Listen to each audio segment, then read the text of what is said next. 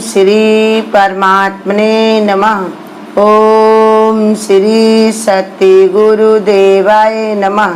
ये देखिए बता रहे भगवान, ये है 7वें अध्याय का, ये है 18वां श्लोक। इसमें भगवान बता रहे कि यद्यप सभी उदार हैं, अर्थात श्रद्धा सहित मेरे में भजन के लिए समय लगाने वाले होने से उत्तम हैं, परंतु ज्ञानी तो साक्षात मेरा स्वरूप ही है, ऐसा मेरा मत है। क्योंकि वो स्थिर बुद्धि ज्ञानी भक्ति अति उत्तम और गति स्वरूप मेरे में ही अच्छी प्रकार से स्थित है। कहते हैं भगवान कि 4 प्रकार के भक्त भगवान बता चुके ना, जिज्ञासु, अर्थार्थी, ज्ञानी और आर्त भक्त। तरह तरह के भक्त भगवान बता चुके। चारों भक्त भगवान ने बताया उत्तम हैं, लेकिन उनमें ज्ञानी भगवान कहते श्रेष्ठ है, क्योंकि वो मुझे तत्व से जानता है और मेरे में ही अपना मन लगाता है, इसलिए मैं भी उसको ज़्यादा प्रिय हूँ, वो भी मुझे बहुत प्रिय है।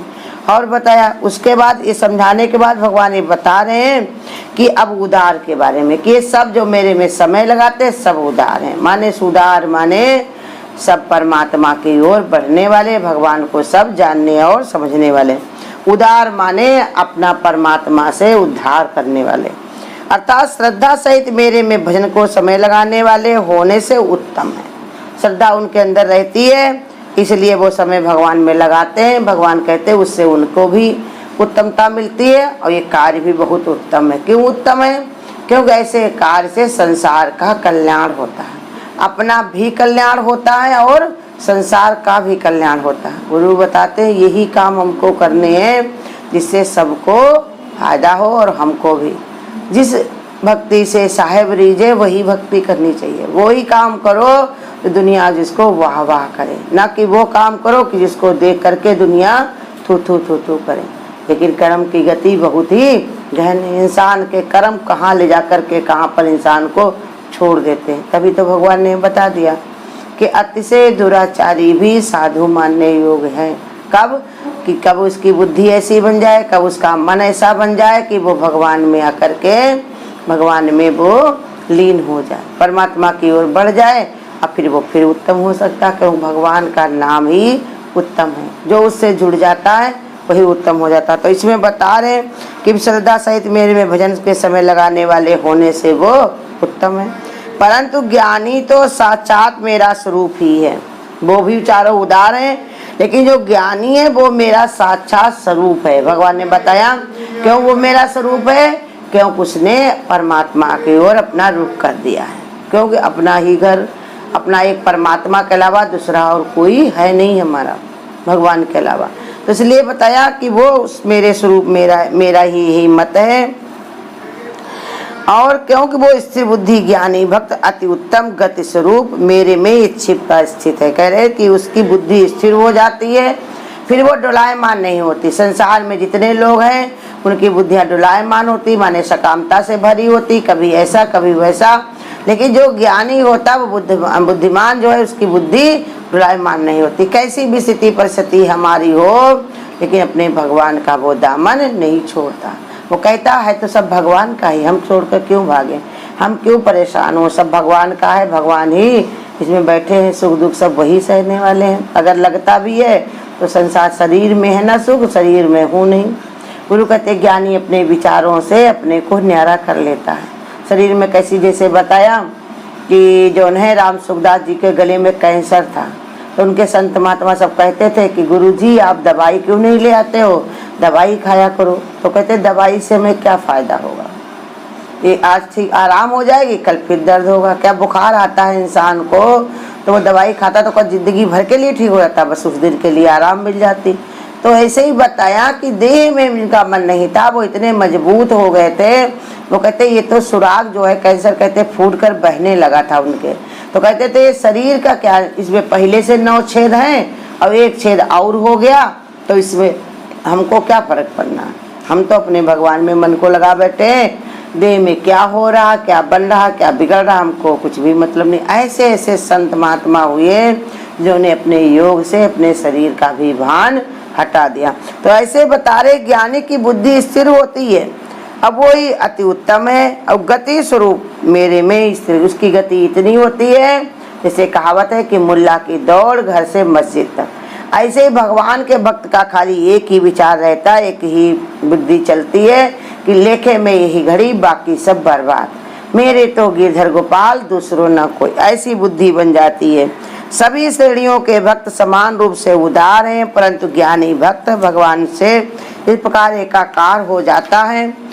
आग में पड़कर लकड़ी स्वयं आग का अंगारा बन जाती है। ये बता रहे कि ज्ञानी भगवान को क्यों उत्तम लगता है। जैसे आग में पड़कर अंगारा बन जाती है लकड़ी, अपना स्वरूप भुला देती है, वो आग ही आग दिखाई पड़ती है। ऐसे लकड़ी की आकृति को पूर्णवत ही रहती है, उसकी गांठें छाल भी लगभग पूर्णता ही दिखाई देती हैं, परंतु वो लकड़ी नहीं रहती, आग का धधकता हुआ अंगारा बन जाती। ऐसे ही बताया ज्ञानी देखने में तो माता पिता घर द्वार में रहता दिखाई पड़ता, लेकिन होता क्या है, वो ज्ञान का ही पूरा भंडार, ज्ञान का ही स्वरूप, आग का धधकता हुआ अंगारा ही बन जाती है। इसलिए भगवान ज्ञानी भक्त को अपनी आत्मा ही बताते हैं। इसमें श्रेष्ठता का नहीं है, प्रश्न श्रेष्ठता का नहीं, परंतु ज्ञानी भक्त की अपनी विशेषता अवश्य होती है। करे देखो कोई श्रेष्ठता, इसलिए भगवान ने कहा वो मुझे प्रिय है, वो मुझे बहुत जो है मुझे बहुत प्यारा है, उसको मैं बहुत उत्तम मानता हूँ, बहुत प्रिय मानता हूँ।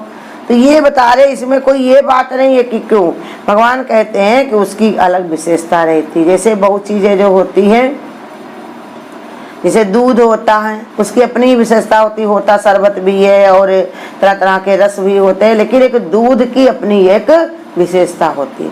तो ऐसे ही बताया कि ज्ञानी जो होता है उसकी अपनी एक विशेषता होती, क्या कि ज्ञानी भक्त संसार में दुर्लभ माने जाते हैं। यहाँ दुर्लभ का अर्थ ये नहीं कि उनको पाने के लिए कोई भारी चेष्टा करनी पड़ती है या उनकी खोज करना अत्यंत दुर्गम कार्य है। ये बता रहे कि ज्ञानी जो भक्त है बड़ा ही दुर्लभ माने जाते हैं। संसार में सब संसार की ओर भाग रहे हैं, अब भगवान की ओर भागने वाला कोई कोई होता है। सब संसार में लोग भय भी दिखाते हैं कि जितने लोग संसार में आगे बढ़े हैं उनके साथ में ये हो गया वो हो गया, कोई सुखी नहीं रहा। भगवान से जो जिसने प्रीति किया उसने जो उन्हें रोना ही पड़ा। हरि से प्रीति लगाना क्या तुमने सहज जाना, प्रीत की थी राजा मोर ध्वज ने, शीश पे आरा चढ़ाना क्या तुमने सहज जाना, प्रीत की थी मीराबाई ने, आए घर घर धूमी रमाना क्या तुमने सहज जाना। सरल नहीं है भगवान से प्रीति करना, ऐसे संसार बताएगा। लेकिन फिर भी गुरु कहते हैं, और जिसको ये बात समझ में आ जाती है कि भले को कठिन है लेकिन है तो भगवान ही मेरा अपना, कठिन भले को है लेकिन है तो वो मेरा अपना, तो हमको कठिन क्यों लगे। माने तुमको बता दे कोई कि तुम्हारा घर यहाँ से 50 किलोमीटर दूर है, तो वहाँ पर गाड़ी से बस से नहीं जा पाओगे, ऐसे तुमको चलना होगा। तो भगवान जो इसको अपना घर प्यारा होगा वो तो चल देगा, वो कहेगा हम पहुँचेंगे तो अपने घर ही, भले को कितनी कठिनाई हमको रास्ते में मिले, और या हम जितना बढ़ते चले जाएंगे उतना हमारा कम होता चला जाएगा।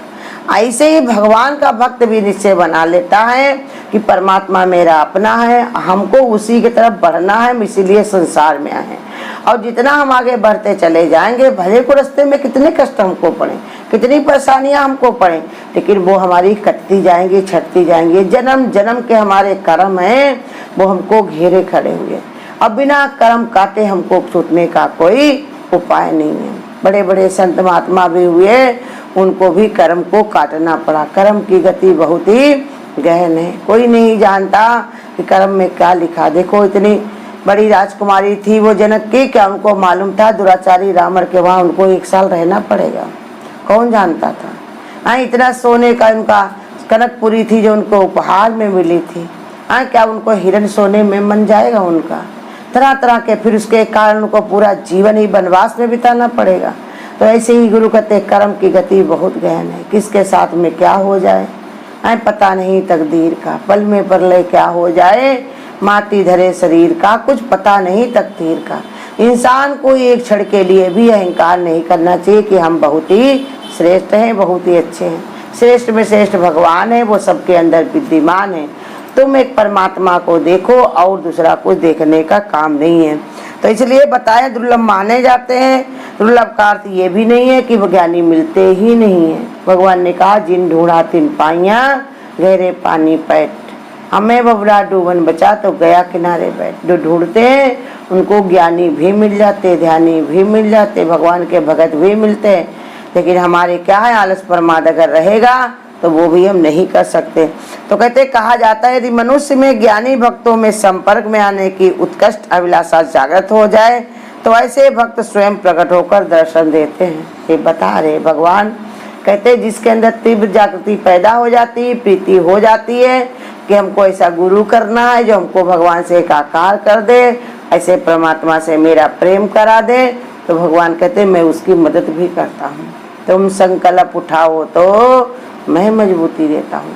तो भगवान कहते मैं उनके अंदर ये प्रेम भर देता हूँ, उनको मजबूर कर देता हूँ। ज्ञानी को भी ढूंढो, देखो हमारा भक्त जौन है तुम्हें पुकार रहा। जैसे बताया कि जो राम तीर्थ जो थे जब छोड़ करके चल दिए थे अपने घर को अपनी पत्नी के साथ में, तो जंगल में जाकर के उन्होंने कहा, पत्नी पहले उनकी कहने लगी कि स्वामी हम भी तुम्हारे साथ चलेंगे। तो उनके पति ने कहा, राम तीर्थ जी ने कहा कि जौन है तुम हमारे साथ नहीं चल सकती, ये 3 चीजें जो तुम्हारे साथ में जुड़ी हैं वो तुमको बाधा लगाएंगे। तो कहा कौन कौन? कहा तुम्हारी संतान, घर और मांग का ये संजोग। तो पहले कहा इनको बच्चों का हम क्या करें? इनको कहा इनसे तुम अपना मोह हटा लो। तो कहा नानी क्या इनको छोड़ाएं?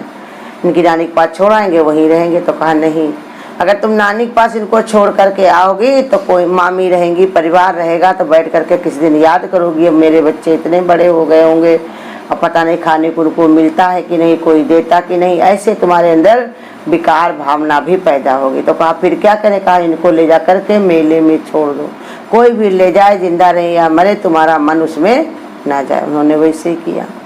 फिर कहा घर को, देखो स्त्रियों में कितनी आसक्ति होती है, घर परिवार, घर को कितना मोह ममता होता है। एक एक चीज हमने दीवार, एक एक ईंट मैंने कितनी प्रेम से, कितना श्रद्धा से अपने घर को बनाया है। तो कहा इस घर को आग लगा दो। तो कहा आग लगा दे। तो दरवाजे पे चिल्लाने लगी, कोई आकर खिड़की ले ले, खटिया ले ले, ये पलंग ले ले, ये बिस्तर ले। कहा नहीं नहीं, इसको ऐसे सब भरे भरा है मकान में आग लगा दो। तो कहा क्यों? कोई अगर ले लेगा तो क्या नुकसान? कहा उनको भी तुम बैठोगी तो कहोगी हमारी खटिया पर लेटती है, हमारी खिड़की मेरे जागती हैं, हमारे सामान लिए हुए हैं, हम परेशान हो रहे। कहा अपने आप से ही उसको ही जला दो। चला दिया। तो कहा अब कहा अपने सिंदूर को ये धुल डालो। तो कहा ये हमसे नहीं होगा स्वामी। तो कहा लाओ हम तुम्हारा धुल देते हैं, अब हम तुम दोनों लोग बराबर, तुम्हारा पति मर गया है और हमारी कोई स्त्री नहीं है, हम दोनों भगवान के भगत हैं। ऐसे करते हुए दोनों लोग मिलकर के जब जाने लगे, जंगल में पहुंचे तो उनको 3 दिन हो गए, अब भोजन नहीं मिला। जब भोजन नहीं मिला उनको तो बैठ करके उनकी पत्नी रोने लगी कि तुम तो कहते थे भगवान को अपने भक्तों की बहुत चिंता रहती, बहुत परवाह रहती है, वो अपने भक्तों को भूखे नहीं रहने देते हैं, और फिर भी तुम खोना अपना नहीं। उसको कहने लगी। तो रामतीर्थ जी ने कहा भगवान के अंदर कमी नहीं है, कमी हमारे अंदर है, कहीं न कहीं हमारी कमी है जिसके कारण भोजन नहीं मिला है। और तुम्हारे पास कोई सामान तो नहीं है, कोई सुविधा तो नहीं लाई हो? तो उन्होंने कहा नहीं नहीं। तो उनको कसम खिलाई। तो उन्होंने कहा हाँ हाँ, एक अंगूठी हम लेकर के आए थे, वो अंगूठी हमारे पास में है।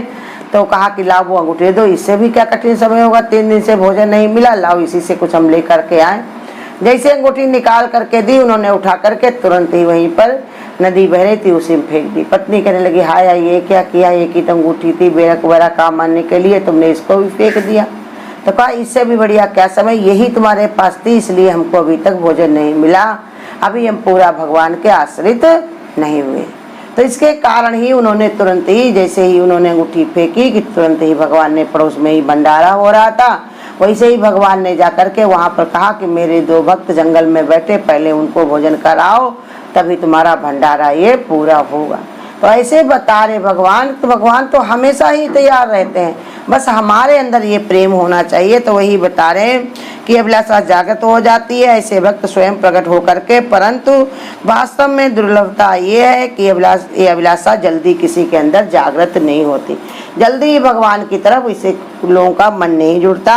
जिन पर भगवान की कृपा होती है, जिनका अपना ऐसा प्रारब्ध होता है, वही भगवान की ओर बढ़ते हैं।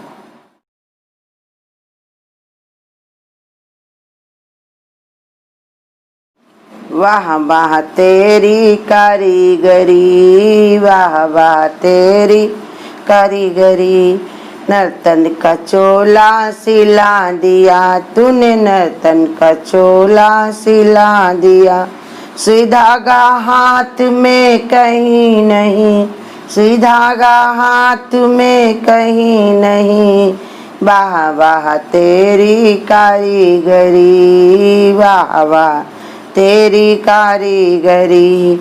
पत्ते पत्ते की कतरन न्यारी, पत्ते पत्ते की कतरन न्यारी।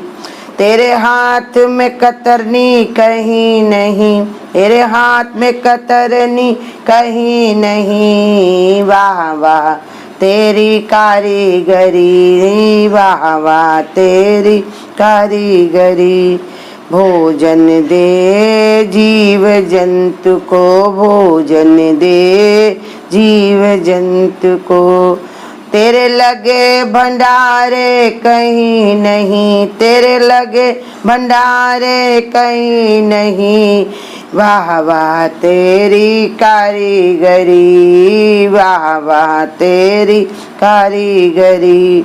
मीठी वायु प्यारी लगे, तेरी मीठी वायु प्यारी लगे।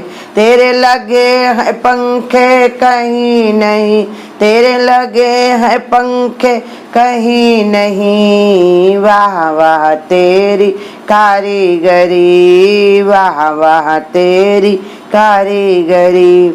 बरसे जल इतना बरसे, बरसे जल इतना बरसे। आकाश में सागर कहीं नहीं, आकाश में सागर कहीं नहीं, वाह वाह तेरी कारीगरी, वाह वाह तेरी कारीगरी। सारे जग को रंगा है तूने, सारे जग को रंगा है तूने।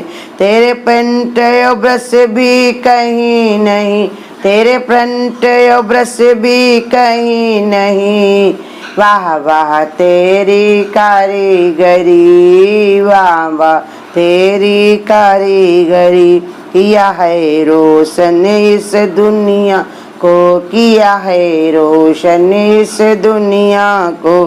बिजली की वायर कहीं नहीं, बिजली की वायर कहीं नहीं, वाह वाह तेरी कारीगरी, वाह वाह तेरी कारीगरी, वाह वाह तेरी कारीगरी। हर वक्त न्याय ही न्याय है, हर वक्त न्याय ही न्याय है।